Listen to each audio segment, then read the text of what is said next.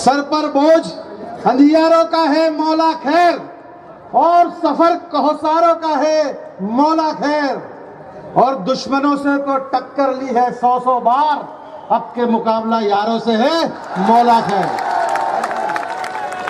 मैं आप सभी के बीच में इस चुनाव के अंदर बुरहानपुर की जो साजिशें चल रही है, उन साजिशों का पर्दाफाश करने के लिए आया हूं। भाई प्लीज 2 मिनट शांति से सुन लीजिए, बीच में मत बोलिए। भाई बैठ जाओ आराम से। ये जो बुरहानपुर में विधानसभा का चुनाव हो रहा है, इसकी साजिश का पर्दाफाश आपके बीच में करने के लिए आया हूं। पूरे बुरहानपुर में सभी जगह यह कहा जा रहा है कि आज बुरहानपुर में MIM पार्टी जो है, और ये सभी बेहतर तरीके से जानते हैं कि भारतीय जनता पार्टी जहां पर भी कमजोर पड़ती है, भारतीय जनता पार्टी को जहां पर भी हारने के आसार नजर आते हैं, वो वहां पर MIM नाम की अपनी बी टीम को उतार देती है।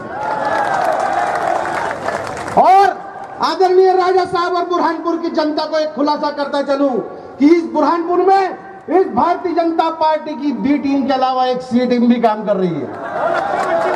हम नुक्कड़ सभाओं में आपको तफसील से इस बारे में समझा चुके हैं। और वो लोग क्या कर रहे हैं, वो सिर्फ आपको और हमको लड़ाने का काम कर रहे हैं, वो आपके और हमारे बीच में फसाद पैदा करने का काम कर रहे हैं। मैं कांग्रेस पार्टी के महासचिव होने के नाते अपनी पार्टी का छोटा सा पक्ष आपके सामने रखना चाहता हूं कि आज भारतीय राष्ट्रीय कांग्रेस पार्टी को MIM के मंच पर चढ़े हुए लोग, वो लोग अल्पसंख्यक विरोधी बताने का झूठा प्रयास कर रहे हैं। लेकिन आप समझिए इस बात को, ये वही लोग हैं जिनको थोड़े दिन पहले कांग्रेस पार्टी ने यहाँ पर नगर निगम के अंदर वो बनाया, नेता प्रतिपक्ष बनाया, उप नेता प्रतिपक्ष बनाया। और हमारे ऊपर के बैठे हुए नेता बहुत अच्छे तरीके से जानते हैं कि बुरहानपुर नगर निगम परिक्षेत्र के अंतर्गत बुरहानपुर के 48 वार्डों में हमारे मुसलमान भाइयों की संख्या बहुत ज्यादा है, अल्पसंख्यक वर्ग के लोग बहुत ज्यादा रहते हैं। इसलिए 1 नहीं 2 नहीं 3 बार 15 साल से कांग्रेस पार्टी एक मुस्लिम आदमी को यहां पर महापौर का प्रत्याशी बनाते रही। और MIM के मंच पर बैठे हुए लोग, अगर आप में दम था तो हमारा भाई इस्माइल अंसारी कैसे चुनाव हार गया? अगर आपको अल्पसंख्यकों की इतनी चिंता थी तो मेरा भाई इस्माइल अंसारी, जो अभी अभी जबलपुर के लोगों को जाकर के बता के आया है कि कैसे MIM के कारण नुकसान हुआ है। अरे एक विधायक की ताकत क्या होती है? एक विधायक को मात्र 2 करोड़ रुपए साल की निधि मिलती है, 5 साल का 10 करोड़। लेकिन बुरहानपुर की नगर निगम का बजट 390 करोड़ है। तो राजा साहब और कमलनाथ जी 390 करोड़ के बजट पर अल्पसंख्यक साथी को बैठाना चाहते थे। लेकिन आज जो ये MIM के मंच पर बैठे हैं, इनकी साजिशों के चलते हमारे हाथ से इस्माइल भाई की सीट गई है। ये बात करते हैं हमारे साथ माइनॉरिटी को साथ में रखने की, ठाकुर सुरेंद्र सिंह जी की बात करते हैं। हर जगह शेरा भैया के पूरे 5 साल के कामकाज में मोइन भाई हर जगह बता रहे थे, लेकिन आज शायद वो जल्दबाजी में बताना भूल गए। लेकिन ठाकुर सुरेंद्र जी के कार्यकाल में ये बताइए कि एक भी किसी अल्पसंख्यक साथी को सताया गया? किसी भी अल्पसंख्यक साथी को सताया गया क्या? और बुरहानपुर का अमन चैन पूरे 5 साल बराबर कायम रहा।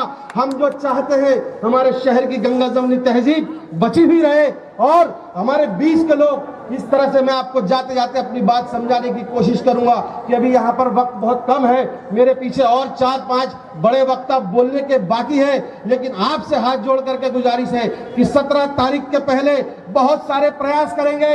अभी कल की सभा में हम आपको खुलासा करेंगे रिकॉर्डिंग सुनाकर कि कैसे बुरहानपुर की गंगा जमुनी तहजीब को खराब करने की कोशिश की जा रही है। जब इनके पैर उखड़ रहे हैं जमीन पर से, तब जाकर ये लोग अब शहर के अंदर फसाद कराने की कोशिश कर रहे हैं। लेकिन साथ अभियो याद रखिए, ये 17 नवंबर तक बुरहानपुर शहर को आपको और हमको मिलकर संभालना है। आप और हम मिलकर के जब इस शहर की तहजीब को कायम रखेंगे तो चुनाव भी शांति के साथ में होगा।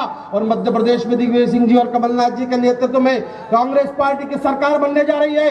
और जब मध्य प्रदेश में कांग्रेस पार्टी का परचम लहराएगा और बुरहानपुर में अगर हम कांग्रेस पार्टी का नुमाइंदा नहीं भेज पाए तो हमसे ज्यादा कमजोर आदमी कौन नहीं होगा। मध्य प्रदेश में सरकार बनने के यज्ञ में बुरहानपुर से अगर आहुति नहीं डली तो हम अपने आप को कभी माफ नहीं कर पाएंगे।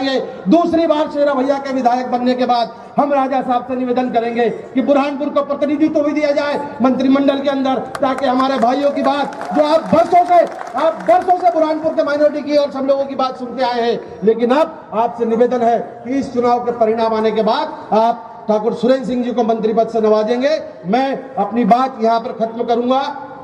उसके पहले मैं आपको कहना चाहता हूं कि ठाकुर सुरेंद्र सिंह आपके साथ लगातार चल रहे हैं। एक बार जोरदार नारे के साथ में आप हमको ये आश्वस्त कीजिए, ये आवाज यहां से निकल के उस चौराहे तक जाना चाहिए कि कांग्रेस पार्टी बहुत तादाद के साथ में, बहुत अच्छे वोटों के साथ में चुनाव जीतेगी। जय हो, जय हो। शेरा भैया की तरफ से आपको बोलना चाहता हूं कि हालात की बंजर जमीन फाड़ कर निकला हूं, हालात की बंजर जमीन फाड़ कर निकला हूं। मैं शोहरत की धूप में नहीं जलूंगा और आप बस साथ बनाए रखिएगा, अभी तो मैं बहुत लंबा चलूंगा। बहुत बहुत शुक्रिया।